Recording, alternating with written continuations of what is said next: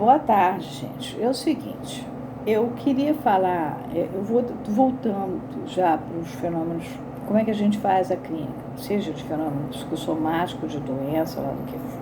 Mas eu queria falar um pouco da questão de assédio sexual, de violência sexual, de essas coisas. É claro que existem ONGs, existem instituições, o próprio Vaticano está tendo que pegar um monte de papas de padres pedófilos, cardeais, bispos, e aceitar as denúncias que estavam desde a época do João Paulo II. Eu conheci inclusive, vítima que estava com denúncia lá no Vaticano e não passava. Agora, eu não tenho a prática que vocês que recebem têm, vocês recebem bandos de pessoas com denúncias. Eu tenho a prática clínica. Dentro da minha prática clínica, que por ser desde 1980, eu passei por vários casos de pessoas que foram ou assediadas no trabalho, ou para conseguir certos objetivos, tanto tendo que assumir uma posição ativa como passiva, que foram assediados por vizinhos, que foram assediados por parentes mais ricos que mantinham a família, que acabavam tendo que ceder, por quê? Porque senão a família não comia. Eu tenho esses casos, como tenho casos de violência sexual mesmo, de denúncia de violência sexual, como esse que eu falei, que eu vi na clínica acontecer, e nada da igreja naquela época se meteu. O Papa era João Paulo II, era cobertado, não aconteceu. Eram meninos pobres que iam para o seminário, porque a família não tinha como sustentar, e lá tudo acontecia, né? Eles ficavam a serviço. Se eles fossem bonitinhos, aquele tipo que não nasce pelo, que é bem, parece uma menininha, na verdade, demora para crescer pelo e tudo, esses então eram mais vítimas ainda.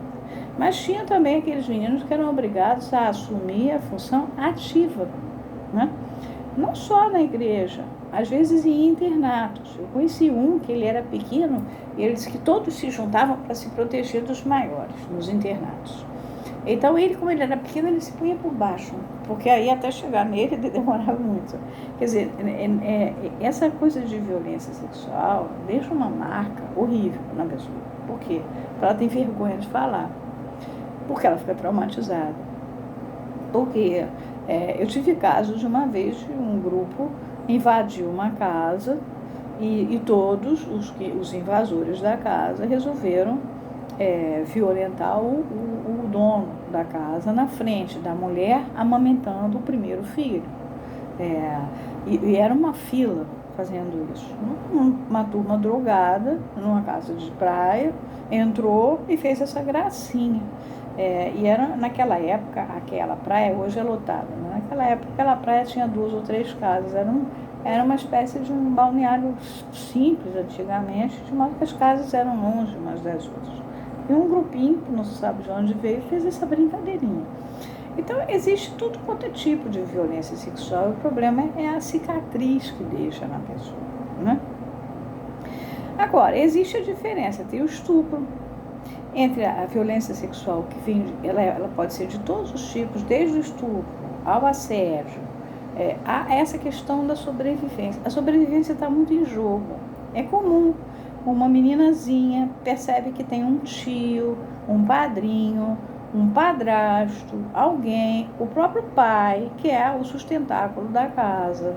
E se ela não ceder ao assédio ou a tudo que ele resolveu que ela faça, a família corre perigo de sobrevivência. Existe também o caso, o contrário, as meninazinhas de 9, 10 anos que ficam muito curiosas a respeito de dar beijos, não sei o que começam a seduzir o vizinho, que começam a seduzir o padrasto, que concorrem com a mãe.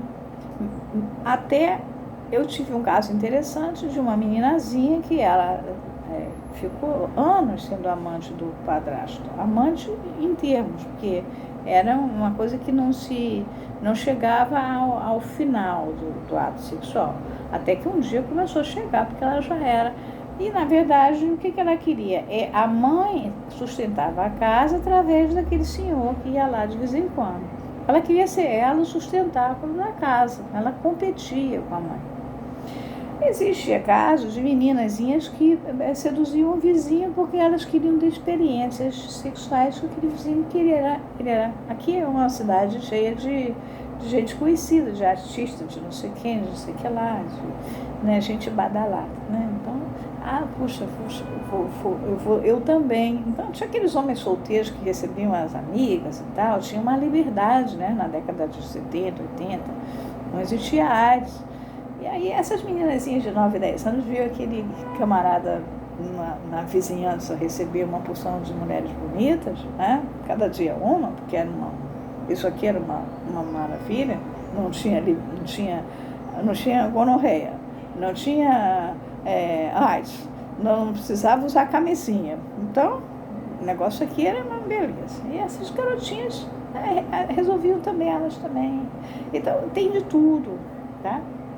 Eu queria falar para vocês que esse negócio da violência sexual, do estupro, do assédio, é uma festa. Às vezes tem um preconceituoso na rede que diz, ela foi violentada, mas também ela se vestia assim, assado. Não depende de se vestir assim, assado. Ela pode se vestir até de freira e ela ser violentada. Como ela pode ser uma criança e ela já está antenadinha para experimentar coisas.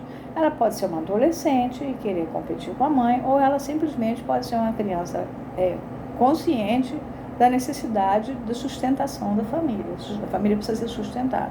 Ou ela pode ser um pobre menino que foi jogado num lugar para ele comer, ter o que comer, e a família não tinha meios, e não adianta ele chegar em casa e reclamar. Então, a melhor coisa que acontece é que ele fica quieto. Ele todo santa semana ele sofre, no fim de semana ele volta para casa e não tem coragem de contar aos pais, porque ele já sabe que os pais puseram ele num seminário, o outro num outro e assim por diante, o outro num colégio interno, onde deu para botar, porque era filhos demais. No Sul tinha muitos esses casos, enfim. Mas não só no Sul.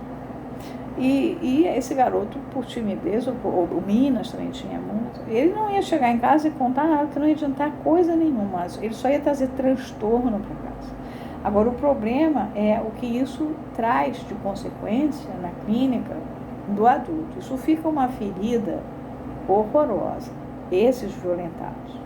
As menininhas que aconteceram, tal, elas são só umas menininhas que fizeram, aconteceram e se divertiram. Às vezes o adulto não topou, o vizinho não topou, né? O tio não topou, o padrinho não topou, o padrasto disse, que é isso, menina? Eu sou namorada da sua mãe, e ela levou fora e ficou com a ferida narcísica, né? Puxa vida, ele não olhou para mim. Aí é mais simples, é só a gente tratar que história é essa de você ter querido fazer um negócio desse.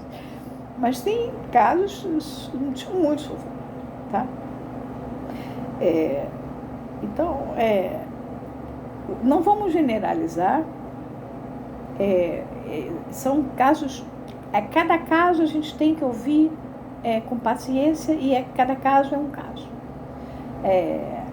Embora eu sei que vocês que trabalham em grande escala, eu sou fã de vocês, acompanho vocês na rede, vocês têm um trabalho maravilhoso, né?